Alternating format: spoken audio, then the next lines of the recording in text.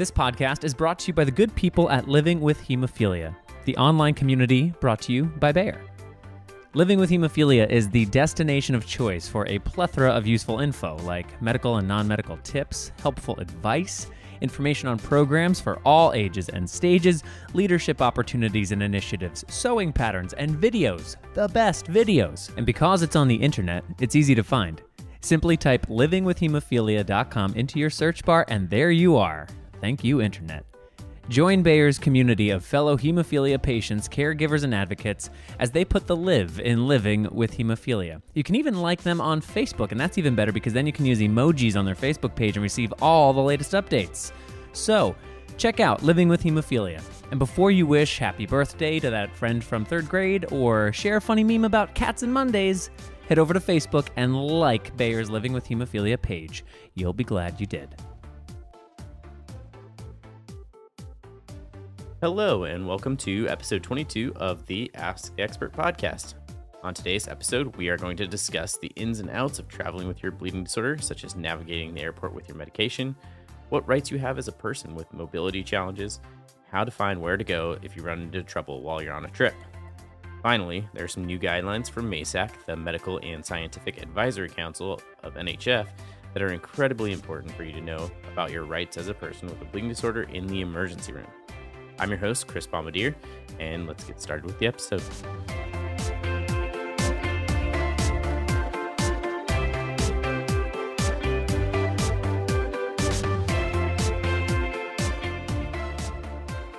Today on the podcast, we have the one and only Donnie Akers. Donnie is an attorney from Louisiana, and he's a passionate advocate for people with chronic illnesses. You can frequently find Donnie speaking at meetings throughout the country on legal topics pertinent to patients and their families in the bleeding disorders and Crohn's and ulcerative colitis communities. He has been a volunteer for 20 years with the Hemophilia Federation of America and serves pro bono as the HFA General Counsel. And we are super excited to have him on the podcast. So thank you for joining us today, Donnie. Thank you, Chris. I'm excited to do this. This is, in fact, my very first podcast, so this will be interesting from my perspective. I hope it's interesting from the listener's perspective. Before we get started, I just want to say that I am here on my own behalf, and I'm not speaking on behalf of any organization or any entity. So the words today and the opinions that you're getting are those of me and no one else. Well, we really appreciate you sharing those opinions. I think you've got a wealth of knowledge, so hopefully we can capture a little bit of that today for our community. So first, I just kind of want our listeners to get more familiar with who you are. So we were just hanging out this last weekend in New York, and you kind of shared how you got involved in the bleeding disorders community 20 years ago. So could you just share a little bit about how that happened and how you ended up involved with this community? Well, Chris, it was purely by accident. Sometimes I think maybe by some divine intervention. But I was, and still do practice law in Louisiana, visiting a friend of mine's law office, which was at the time next to the HFA national headquarters, which had been moved to Louisiana for a period of years before returning to Washington. I was introduced to the executive director, and her last name triggered something in my memory from perhaps 20 years before, where I had a college class with a young man by the same last name who I remembered for some strange reason had hemophilia. And that led to a relationship and volunteering with the organization because it was fledgling and it didn't have a lot of money and needed all of the volunteers that it could have. And so that one chance meeting, led to me being here 20 years later, totally immersed in the community and proudly considered by many, and it's an achievement, that I really, really cherish, to be considered a blood brother. I know. I think that's just a really great story. It's funny how this community kind of like captures people and just brings them in, and then they become part of the family, which is pretty special. So I thought that was just really cool, and I wanted to make sure our listeners kind of understood that path, that you didn't really have a connection with the community, but here you are 20 years later. No, in fact, I jokingly tell people when I'm presenting that I have infectious hemophilia, and I always tell them that, you may have gotten your bleeding disorder the easy way by being born with it, and I've had to earn mine. But it is definitely a labor of love.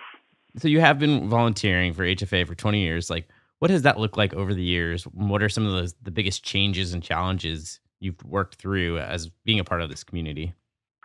Oh my gosh. Well, first of all, the community is just prospering. When I got involved, it was on the end of the contamination, AIDS, HIV, Hep C, crisis, and I was lucky to basically be exposed, for lack of a better term, to the issues. And we were dealing with the Ricky Ray Act at that time, and still dealing with the ravages of the contaminations and the co-infections. So to see that and to see the mindset of the community shift from being concerned about the lives that we were losing and the lessening of those lives being lost and moving forward in a positive way is the biggest change that I've seen. The hemophilia community, the bleeding disorders community, is, in my opinion, the most resilient community of people with any chronic disorder or otherwise anywhere. To have happened to them what happened and to survive and to flourish as we see today is just, it's remarkable. So thanks for sharing that little bit of history and your background to our listeners. Today, the topic we really want to dive into is around traveling with a bleeding disorder, and specifically around what rights we have as individuals with a medical condition while we are traveling, and whether that's navigating airports, emergency rooms, different places that aren't necessarily home. So I'm really excited to dive into that. I've had a fair amount of experience traveling around the world, I guess. Really? Yeah, I guess so. I mean, every continent, I guess, is pretty cool. But while I'm super comfortable now with traveling, I felt pretty uneasy for the first few times about what I was supposed to do and how I was supposed to navigate the airport and what might happen and how to handle those situations. And I've shared some of that advice before, but I realized at one point that I didn't know if that was like real information and accurate information. It was just my personal experiences. So I think the idea for this podcast kind of came out of how can we provide real information for our community around how do you travel? Because I think it is intimidating for the first time when you have all this medication. So I'm getting ready to leave home. What do I need to have with me before I travel, and how do I get that information? Chris, I think the first thing is to have advanced preparation. You can't just decide I'm going to take off and go somewhere and just throw a few things into a suitcase or backpack and take off. When you have a bleeding disorder, there's a little bit more that's necessary for you to be, taking care of yourself properly for the what-ifs that might happen.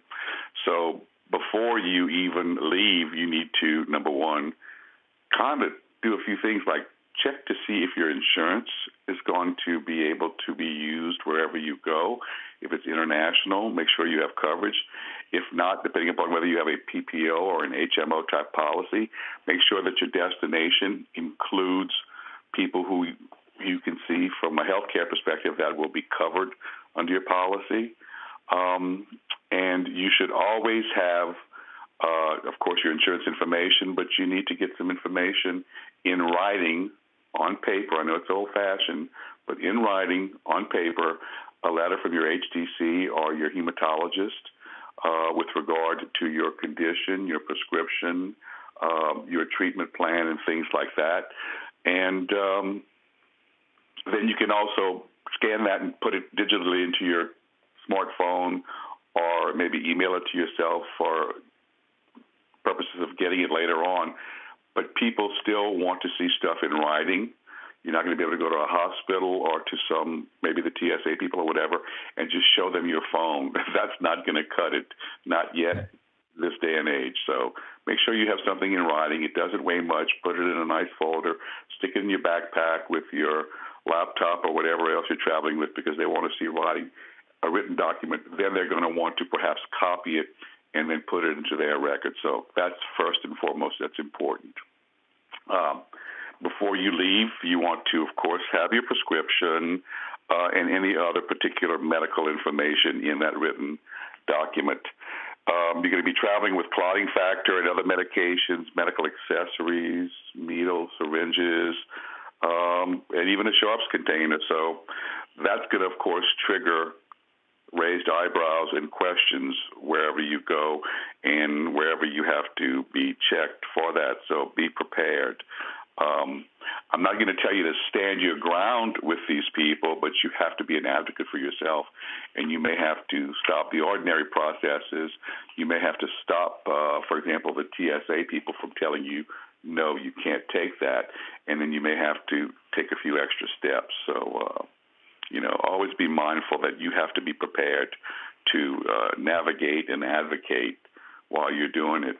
Along those lines, I think the first few times I traveled and flew with my clotting factor, I was always super nervous that, I'm carrying these little vials of white powder and liquid and needles and syringes and all of this weird stuff onto the plane. So say you're going through security, and you mentioned, what if TSA pulls you aside and they want to inspect your factor?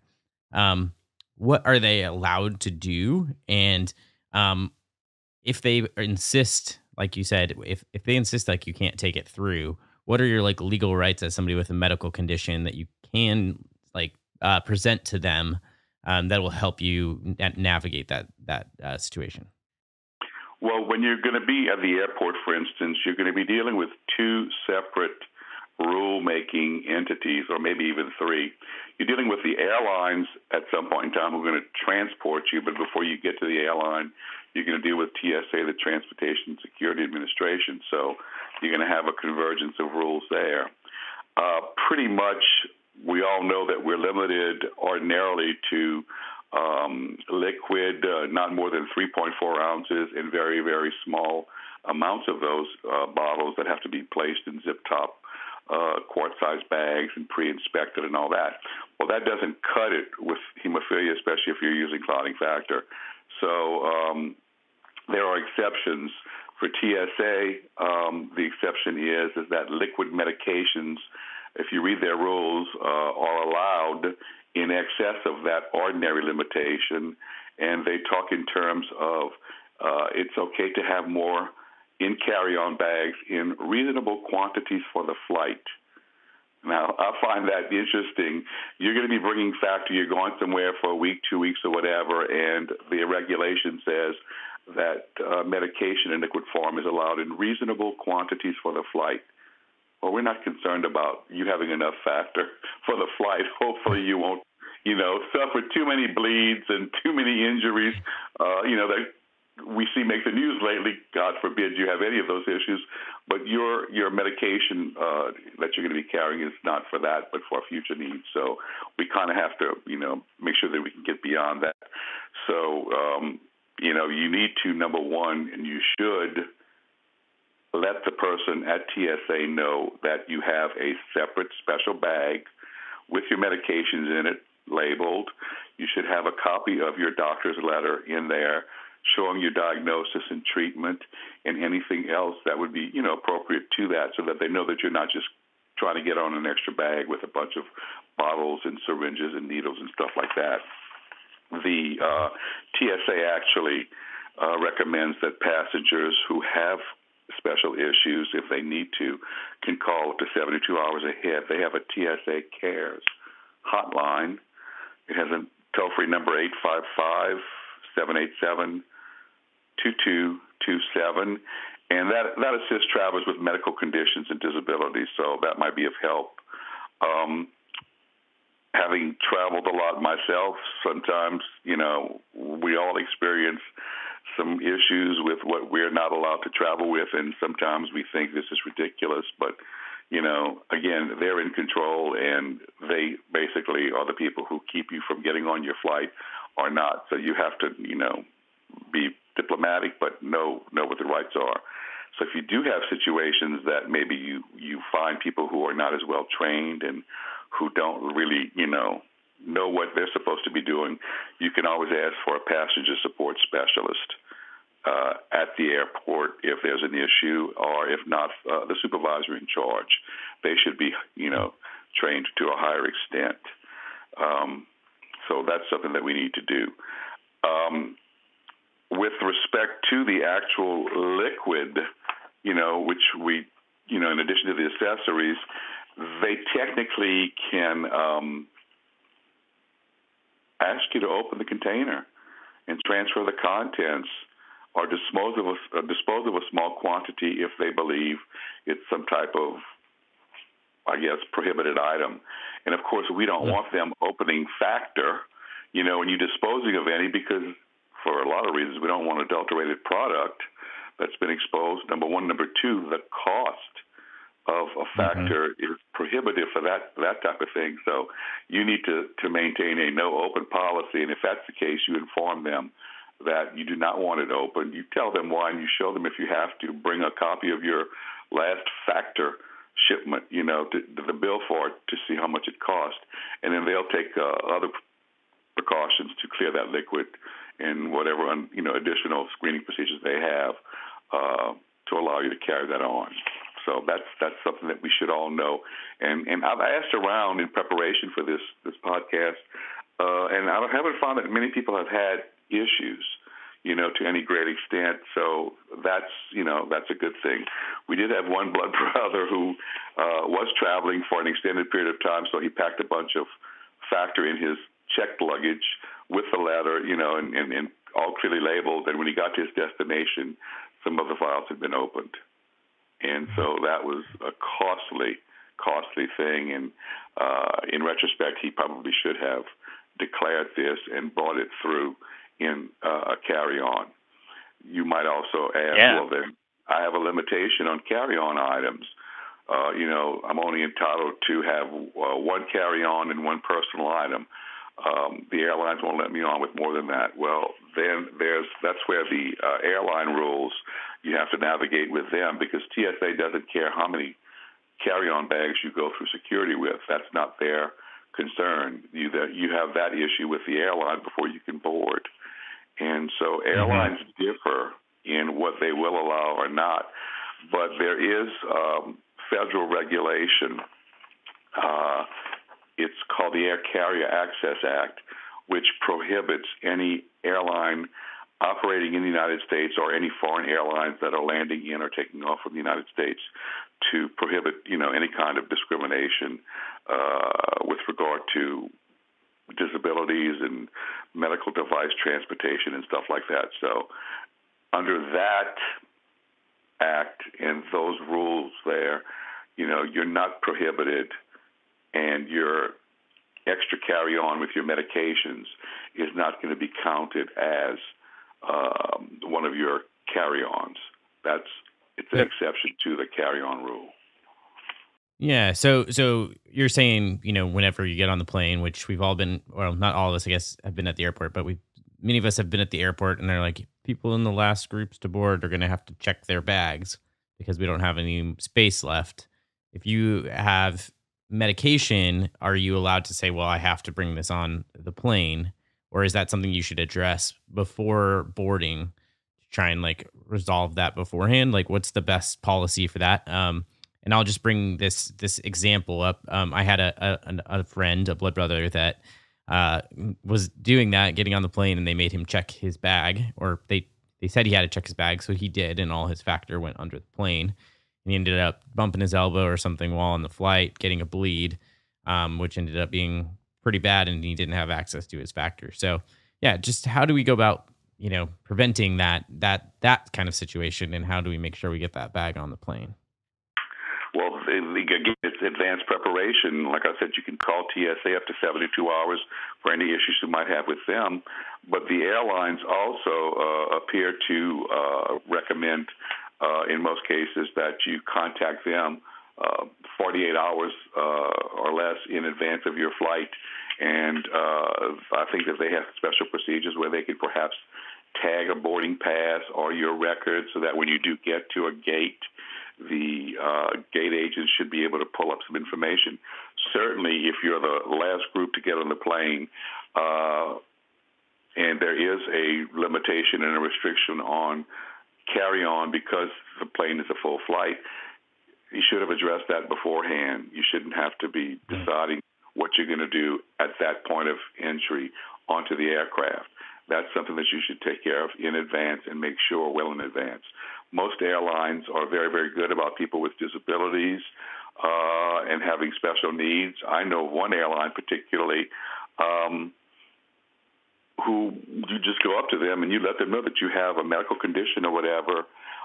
In fact, it's one of the airlines that doesn't assign seats in advance, and they will let you board and in advance with all of the other special needs people before anyone else, and let you, get your carry-on and whatever there. I've actually used it with the condition of ulcerative colitis when necessary, because in that condition, sometimes what you need is immediate access to a restroom, and so you have to be able to pick a seat and location, as they say in real estate. It applies under those circumstances in the airplane. So it's just about being an advocate, but being prepared in advance. Let them know, and you shouldn't have any problems. And know about these federal laws that require them to not count extra carry-on if it's carrying medication. Excellent. Yeah, I didn't know about like the passenger advocate, or what was the name of that passenger? You said you could call from the airline. Yeah. Well, with TSA, they have a TSA Cares Line. Okay. Yeah. And they have a passenger support specialist. You can request to even set up the process for you. In some situations, depending upon what your condition is, they will actually meet you and go through the process with you. But they're just there to, I think, make sure that their agents, who are quite busy and trying to get people through, that you're not going to get caught in the crossfire of that situation. It gives you an opportunity to stop and get that going. This podcast is brought to you by the good people at Living with Hemophilia, the online hemophilia community brought to you by Bayer. Living with Hemophilia is the destination of choice for a plethora of useful info, like medical and non-medical tips, helpful advice, information on programs for all ages and stages, leadership opportunities and initiatives, sewing patterns, and videos, the best videos. And because it's on the internet, it's easy to find. Simply type in livingwithhemophilia.com into your search bar, and there you are. Thank you, Internet. Join Bayer's community of fellow hemophilia patients, caregivers, and advocates as they put the live in Living with Hemophilia. You can even like them on Facebook. That's even better, because then you can use emojis on their Facebook page and receive all the latest updates. So check out Living with Hemophilia, and before you wish happy birthday to some friend from the 3rd grade or share a funny meme about cats and Mondays, head over to Facebook and like Bayer's Living with Hemophilia page. You'll be glad you did.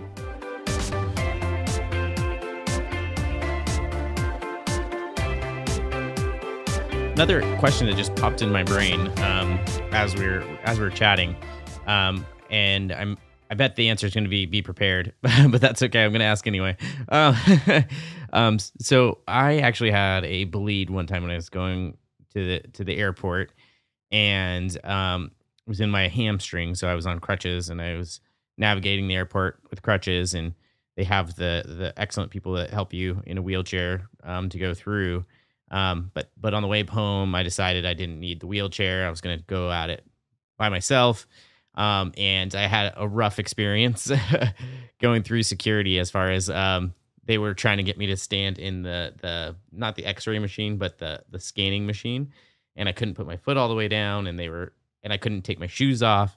And it was definitely like the most challenging experience I've ever had at the airport, like balancing on one foot while my crutches went through the machine. But I was thinking, in those situations, and then also for the individuals in our community that have like joint replacements from all of the bleeding when they're younger, is that the same kind of thing as calling ahead and getting asking for that special assistance to get through the screening process? Yeah, I think I would, if you were for some reason on crutches, if you can't do the things that you ordinarily could do, if you're on if you need a wheelchair or that kind of assistance. I think you get a combination of two things. You may have the airline, in advance, who's going to know that you need special assistance with a wheelchair, crutches, or whatever. And if you're on crutches, you certainly shouldn't be navigating airports. You should be using their wheelchair service and the little cart that they use to get between, the people who are always beeping when you're trying to walk in the terminal, that type of thing.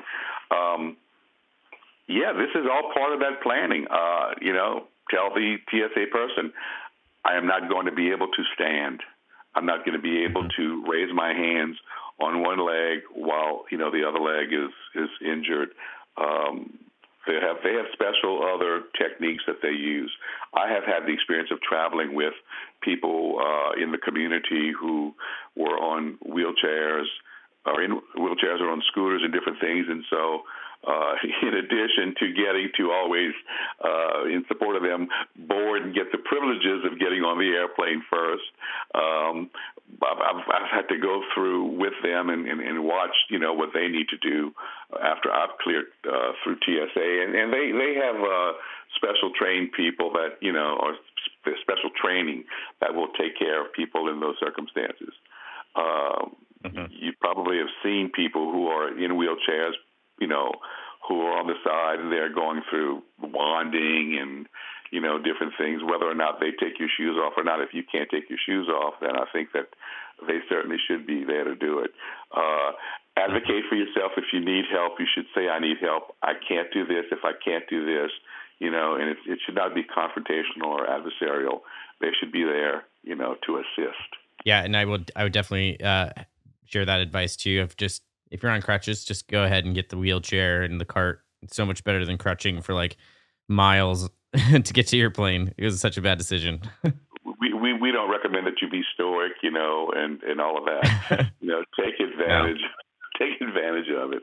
You're going to get beaten up in the ordinary process in the airport anyhow. So try to lessen blows. Now we've navigated the airport, but that now let's say we land in some far off place, or maybe it's just like pretty close, or you drove out of your hometown, and you're hanging out and you get a bleed. And just yesterday I was trying to do my infusion and I actually missed a couple times. I was super frustrated. But say that happens and you need to go into the emergency room to take care of that. What are your suggestions for navigating that situation? Especially when it's not somewhere you're familiar with, that maybe you've already been into the emergency room to talk to them before? Well, first off, in part of your advanced planning, you should have, and you should know what's available where you're going, where the HTCs are, if you're going to use an HTC, or other, hematological providers and things like that you might find through your insurance company to see who's covered under your plan. But the CDC, you can go to their website, the Centers for Disease Control, I think is what CDC stands for, and they have an HTC directory, and you should be able to find, and have that knowledge in advance of where you may need to go in the event of what you've just discussed or some other emergency. With that, you're going to have your letter from your HTC docs with your diagnosis, with your treatment plan, with the product that you use, the dosing information, all of that good stuff.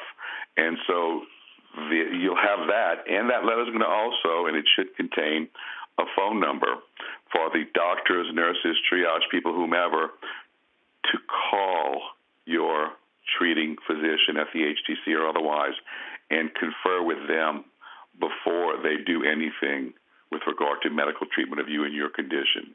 That's important. Now, it sounds logical, it sounds simple, but we know from experience and from the stories we've heard that that's not always the case. Sometimes people in the medical world, in the emergency room world, are not inclined to listen to the patient, quote unquote, tell them what to do because they're the experts. Well,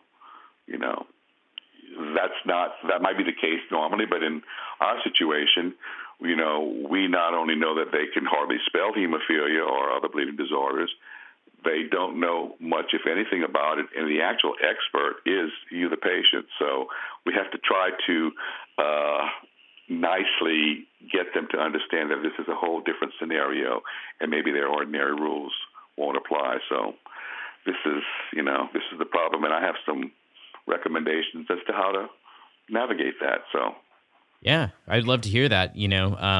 Especially one of the instances that I had growing up was, I remember my mom and I, she tried to infuse me, had a couple misses, and we went to the emergency room. And thankfully, we were at a place that we'd been to the emergency room many times before, but they ended up letting us, letting the nurse start the IV, and my mom could push the medicine. But I have understood talking to you that that's not always the case. And how do we go about making sure we actually get the factor in a timely fashion in an emergency situation that might not look like an emergency in their eyes in the emergency room? It's been a long problem in the community. I remember, I guess now 10, 12 years ago, and before that, we were trying desperately to get emergency room care changed because we were hearing and having so many, problems in the community. Because in an emergency room, you're going there for medical treatment. You don't want to leave there after having a bunch of difficulty, number one, and number two, worse, that they have harmed you versus helping you.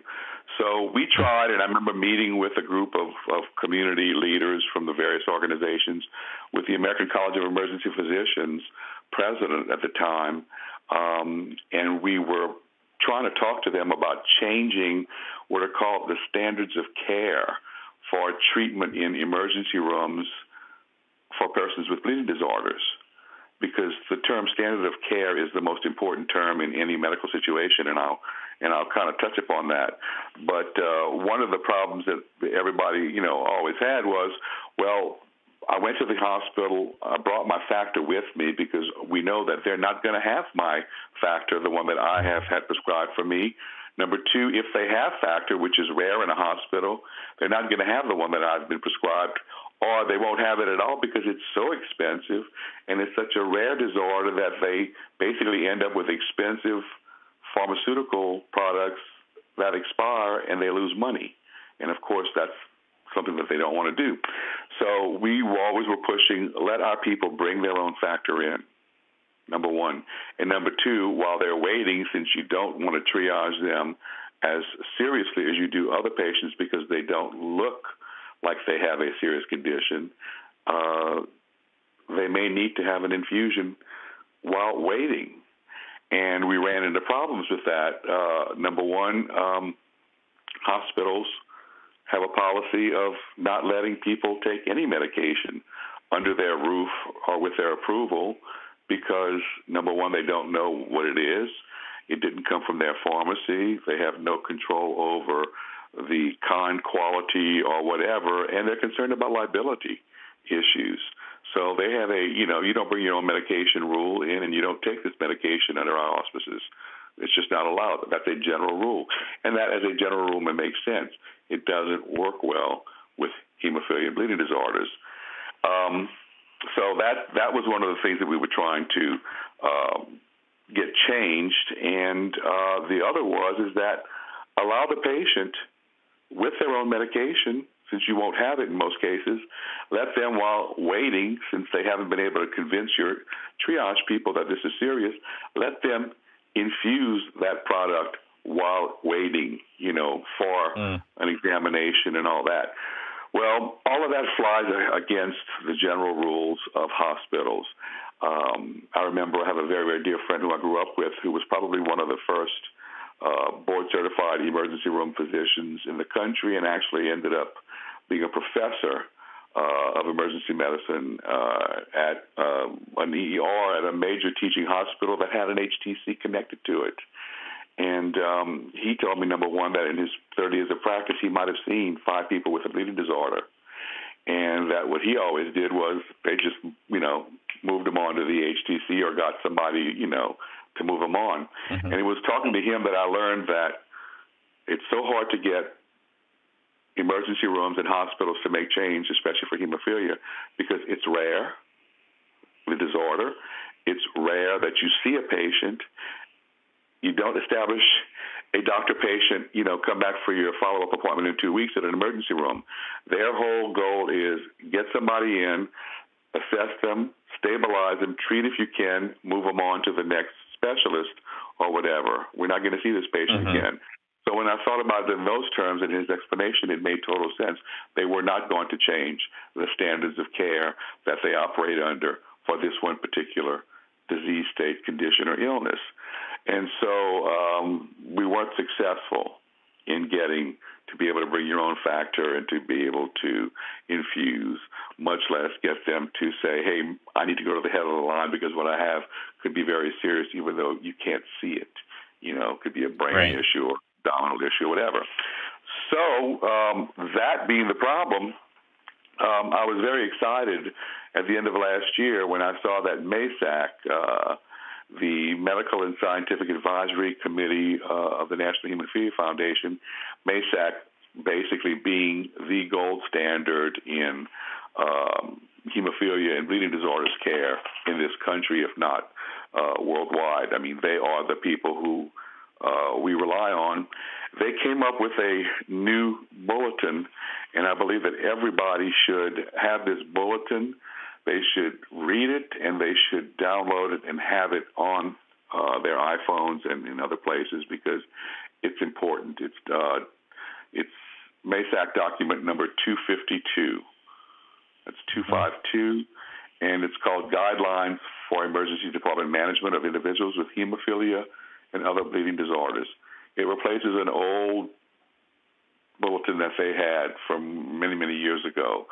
And when I saw this new MASAC document 252, I got excited because it answered, from my perspective, the problems and provided the solution for what we've been trying to do all these years. Now, they're called Guidelines for Emergency Department Management. I, of course, as an attorney, looked at it and I saw something else. And so I'm going to use this term because I think it has a little bit more bite to it, and from an advocacy standpoint, from a self-advocacy standpoint, it might get better attention. If you, Chris, or someone else comes to me as an attorney and says, I was in this medical situation and they did this, that, and the other, even though I tried to tell them, and I have been harmed, I have had this issue, I have whatever, the first thing that we're going to all look at from legal standpoints or from medical standpoints, ultimately, what was the standard of care? And this doesn't have to just do with hemophilia. Any medical situation, any type of medical surgical intervention, there's a standard of care that medical practitioners are expected to perform in a given situation.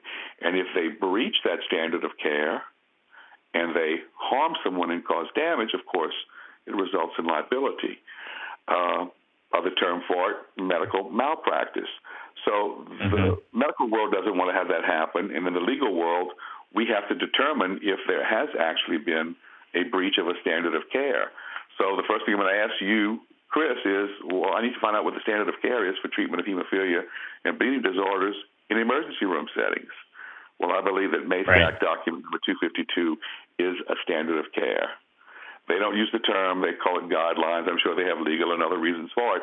But from my perspective, I see it as that. So I think that patients in our community should go into the ER, not to do battle, but to be an advocate and say, I know that you want to start, a traditional old IV bag drip on me and this and that. That's not how that works here. Let me show you this. This is a standard of care for treatment of what I have. And that hopefully will get their attention and not just, think that you're some kind of pushy patient who's trying to game the system to get to the head of the line. So, that's important. So make sure you download it and you have it with you. It's a good tool for that.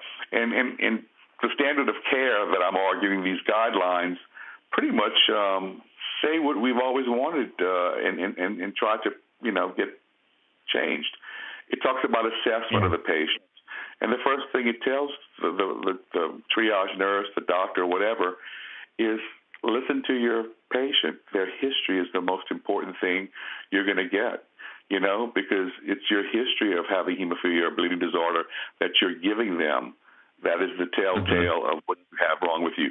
It's not going to show, the traditional blood oozing out of such and such is not going to be the case. So because your physical exam may be normal, otherwise it's not what hemophilia is about. So, that's the first thing. They should listen to the patient and take your history. And the guidelines say that. They should treat you based upon a suspicion that you're having a bleeding-related problem.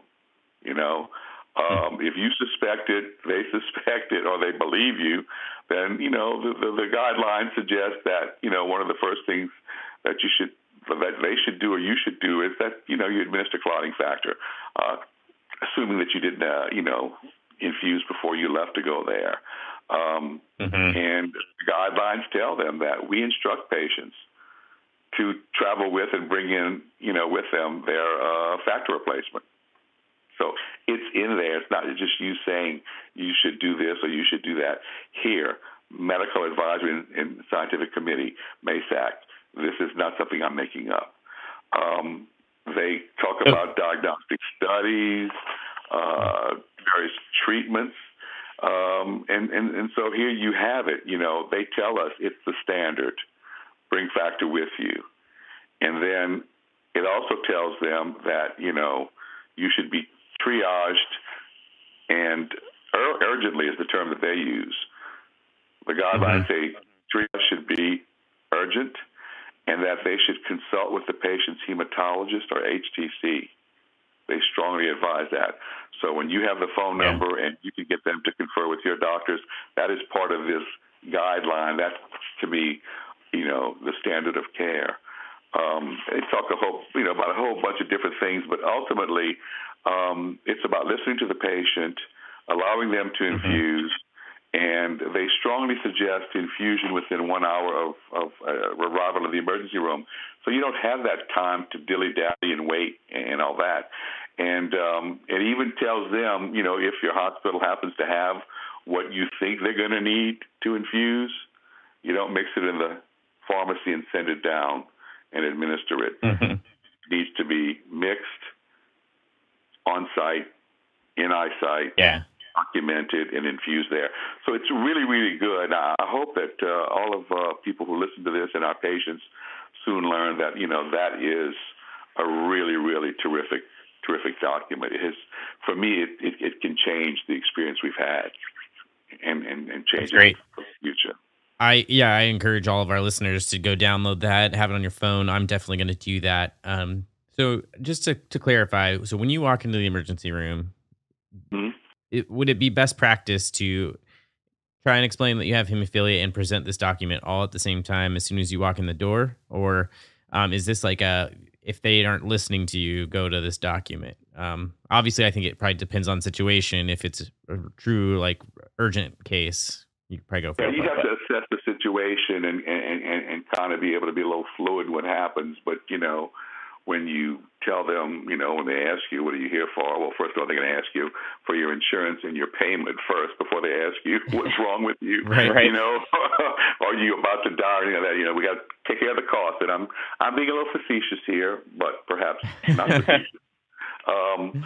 Then they want to know, what the condition is. And I think you could tell them, I have hemophilia. I appreciate that you may not have dealt with it before because it's very rare. And you can kind of maybe see their eyes and their brain starting to crank out and think if they can remember what this is. But you can also tell them that, you're being treated at a hemophilia treatment center, and the treatment center has advised you to do certain things. Here's my letter of treatment, dosage, medications, and here is the guideline for treatment in case you don't have it, because it's new and a lot of departments don't have this. You kind of do that. I think if you sell it, the way you sell it is how you're going to get the most attention. But always remember that in any ER, urgent care, or any doctor, any medical situation, the other thing that they have to do, other than following the standard of care, they have to also make sure that the patient who they're going to do something to or not do something to has basically been advised of the facts and has the opportunity to ask questions, because we have something called informed consent. They cannot do something to you without your consent, unless it's an emergency and you're not capable of having the conversation to get the details and to, make a decision. Because informed consent is the first step in any medical treatment. If you don't consent to something, they can't do it to you unless it's life or death, an emergency situation. And in that case, you're not able to probably have the conversation to give it, and they have exceptions for that. But you have the right to refuse treatment. And so if you know that what they're going to do or not do to you is going to harm you, then refuse treatment, and you can leave. Go somewhere else, because we don't want you to be harmed. It's hopefully not what the outcome is going to be, but, just make sure that you understand that you always have the right to refuse treatment, and you will know better whether or not what they want to do to you or what they're trying to do to you, which is not what the standard of care is, leave and go somewhere else, or, get your HTC docs on the phone, somebody. But I've been hearing lately where, people who have gone into ERs and all that with a little knowledge and some preparation. No one yet has told me whether or not this new MASAC guideline has been helpful, but people are certainly excited about it. And, I have heard where people have gone with their HTC letters and they have observed the medical staff contacting their doctors. They've seen them, taking photographs of the swollen knee and the bruising and that kind of thing, and doing the electronic thing. And so there seems to be more cooperation than not. But that's great. That's great to hear. Stand your ground. Yeah, and I think that the note that I have throughout this whole episode is also be prepared. Be ready for those situations, even if you're never going to count on going to the emergency room or getting stopped by TSA or any of that. So be prepared, be ready for it beforehand, know what to do, think about it beforehand. So I think that's a great message to leave our guests with. Any last tidbits, Donnie? Anything you'd like to throw out there? No, I think that, education is key. Knowledge and information is powerful, and knowing how to present yourself is the best way to make sure that you've communicated. And ultimately, that's what it's all about. Awesome. Thank you, Donnie, for your time and for joining us today on the podcast. If you, for our audience, if you ever see Donnie's name on a program at an educational symposium, go to a session. I guarantee you'll learn something and you'll be highly entertained. We've also placed all of the information in the links that we chatted about in the program description. So check those out, and remember to download the MASAC guideline number 252 and have that on your phone ready to go if you have an emergency room visit. So thank you again, Donnie, and that's it for this episode of Ask the Expert. Thanks, Chris. Appreciate it. And with that, we conclude our 2018 season of the Ask the Expert podcast, and unfortunately, my run as the show's host. I've really enjoyed my time using this platform to bring you expert information about the bleeding disorders community. I've loved interviewing guests and learning more about my bleeding disorder, and I hope that I brought some new and intriguing information to you as well. Although I may not be the host of the podcast anymore, I hope that you all keep listening to Ask the Expert in all of Bloodstream Media's podcasts. Have you checked out Living with Hemophilia yet? If you have, kudos to you. Not only are you eager to join this exciting community of discourse and helpful information, you're also a keen listener and patron of the arts. But if you haven't taken a swim through livingwithhemophilia.com, take a moment to pull it up on the old internet. I think you're going to love it. Helpful content, relevant updates, and most of all, a bunch of people going through the same things you are. It's a growing part of the online Living with Hemophilia community brought together by the good people at Bayer. Also, put it on your Facebook to-do list. Hit the like button on Living with Hemophilia's Facebook page. It's a good alternative to looking at the slideshow of your neighbor's recent foot surgery. I mean, unless you're into that sort of thing. Living with Hemophilia from Bayer. Check it out. BloodstreamMedia.com is your one-stop shop for all of Bloodstream Media's podcasts for the bleeding disorders community. Once on BloodstreamMedia.com, don't forget to follow the links to subscribe to the Bloodstream podcast, Ask the Expert podcast, Powering Through podcast, and the Bloodline podcast on iTunes, Stitcher, Spotify, or wherever you listen to podcasts. Have an idea for a future episode of Ask the Expert? Have a question that you would like to hear an expert answer to? Email us at mailbag@bloodstreammedia.com. You'll also find Bloodstream Media on facebook.com/Bloodstream Media and on Twitter @BloodstreamInfo. This episode of Ask the Expert was written by Chris Bombardier, produced by Patrick James Lynch, Rob Bradford, Joshua Sterling Bragg, Avra Friedman, and Colby Crow. Artwork by Ryan Galen and Katie Wright Mead. And the Ask the Expert pod is edited by Allison Sodi.